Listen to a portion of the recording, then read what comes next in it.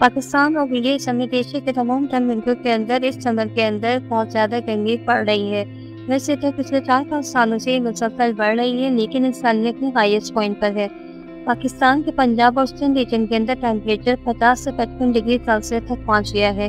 ہمارے پڑوسی ملک بھارت کا بھی کچھ ایسا ہی حال ہے۔ دہلی شہر میں 50 ڈگری سیلسیس تک گرمی ریکارڈ کی گئی ہے۔ 50 ڈگری سیلسیس کا مطلب ہے بوائلنگ پوائنٹ کا ہاف۔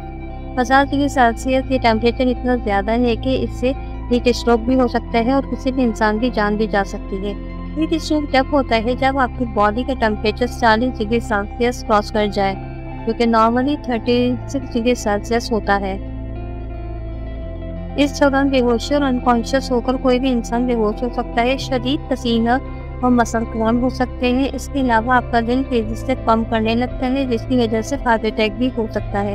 سانس لینے میں مشکل ہوتی ہے اور یہ کڈنی اسٹون کی وجہ بھی ہو سکتا ہے، کیونکہ جسم کے اندر پانی کی انتہائی کمی ہو جاتی ہے اور ایسے شخص کو فوراً میڈیکل ہیلپ کی ضرورت ہوتی ہے۔ سورج کی تپش اور یووی ریڈیشن سے ریشز، اسکن برن اور اسکن کینسر بھی کر سکتی ہے۔ گرمی کی وجہ سے جب پسینہ آتا ہے تو اس کے اندر جسم کے کئی اہم نمکیات جسم سے باہر نکل جاتے ہیں، جن کو الیکٹرولائٹ کہتے ہیں۔ ان میں سوڈیم انتہائی اہم ہے۔ اس کی کمی کی وجہ سے سر درد محسوس ہوتا ہے، اس لیے پسینہ آنے کے بعد سادہ پانی کے بجائے لسی، گنے کا جوس، قدرتی فروٹ کا شربت یا ستو وغیرہ جیسی قدرتی چیزوں کا استعمال کرنا چاہیے۔ ہیٹ ویو کا یہ سلسلہ ایشیا تک محدود نہیں ہے، بلکہ اس کا اثرات پوری دنیا میں محسوس کیے جا رہے ہیں۔ پچھلا سال 2023 2000 سالوں کا گرم ترین سال تھا، اور اس سال تو اس سے بھی زیادہ گرمی ہے۔ اس سال ایشیا اور افریقہ اس کا سب سے زیادہ شکار ہے۔ یہ گرمی اچانک تو نہیں ہوئی ہے، انسان خود ان حالات کا ذمہ دار ہے۔ ہمیشہ سے ٹھنڈے رہنے والے علاقے، مثال کے طور پر کشمیر میں بھی ٹیمپریچر 8 سے 7 ڈگری سینٹی گریڈ زیادہ ہی ہے۔ اس سے یہ بات ثابت ہوتی ہے کہ کوئی نہ کوئی مسئلہ ضرور ہے کیا وہ ہے گلوبل وارمنگ۔ 18ویں صدی میں انڈسٹریل ریولوشن کے بعد جب فیکٹریز نے انسانوں کی جگہ لے لی تو ان کی پروڈکشن تو بڑھ گئی، لیکن انوائرمنٹ خراب ہونا شروع ہو گیا۔ یہ فیکٹریز کوئلے، تیل اور نیچرل گیس پر چلتی ہیں، جس کی وجہ سے انرجی پیدا ہوتی ہے اور یہ گرین ہاؤس گیسز کے ذمہ دار ہیں۔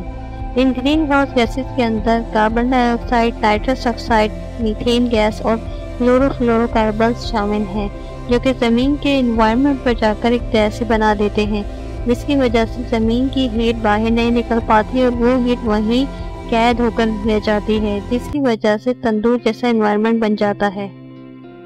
18ویں صدی میں زمین کے انوائرمنٹ کے اندر کاربن ڈائی آکسائڈ کی مقدار تھی 280 پارٹس پر ملین، جو کہ آج 420 پارٹس پر ملین ہو چکی ہے۔ ان گرین ہاؤس گیسز کی وجہ سے زمین کا ٹمپریچر مسلسل بڑھتا جا رہا ہے۔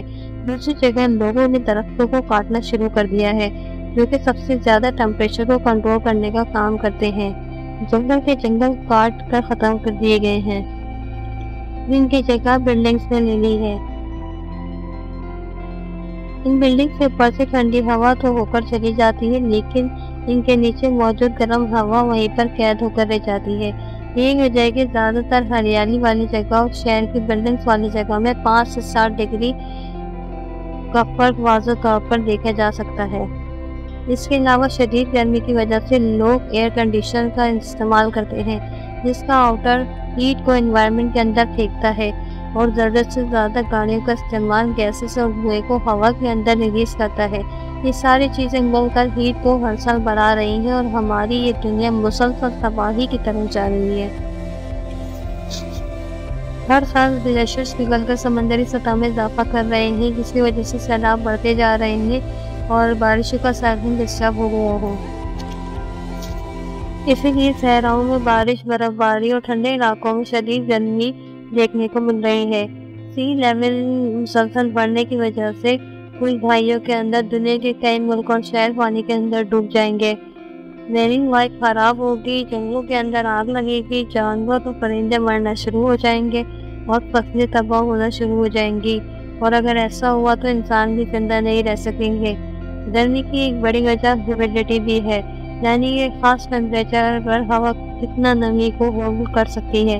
یہ ہیومیڈیٹی جتنی زیادہ ہوگی اتنا ہبس کریٹ کرے گی اور کم ٹیمپریچر پہ بھی زیادہ گرمی محسوس ہوگی۔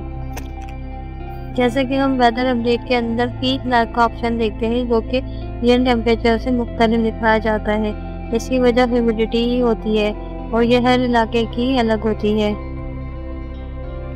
شہر کی اونچی اونچی بلڈنگیں ترقی کی علامت نہیں ہے، اس کی جگہ گارڈنز اور قدرتی انوائرمنٹ ہے جس کے اندر درخت ہو، سبزہ ہو اور ماحول خوشگوار ہو جو کہ ایئر کنڈیشن کی ضرورت کو ختم کر سکے۔